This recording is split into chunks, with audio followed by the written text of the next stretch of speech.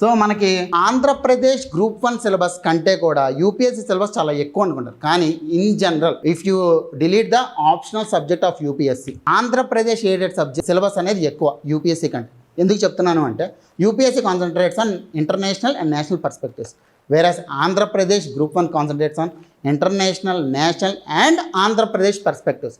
So one perspective, one dimension increase అయింది మీకు, the toughness increases. అప్పుడు ఏం చేయాలి, ప్రీవియస్ ఇయర్ క్వశ్చన్స్ చూసి you need to minimise the number of topics which you need to prepare, then దాన్ని ఎక్కువ concentrate చేస్తారు మీరు. That's called prioritisation.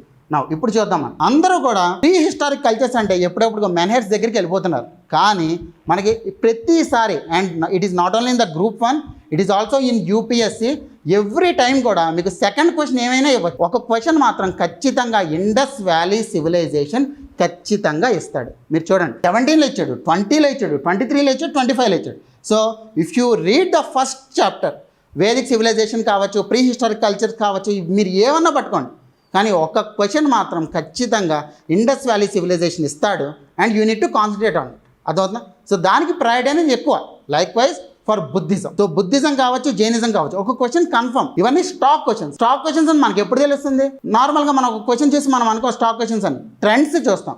ట్రెండ్స్లో ఏవైతే టాపిక్స్ అని ఎక్కువ కాన్సన్ట్రేట్ చేస్తారో ఆ టాపిక్స్ మనం చూస్తాం.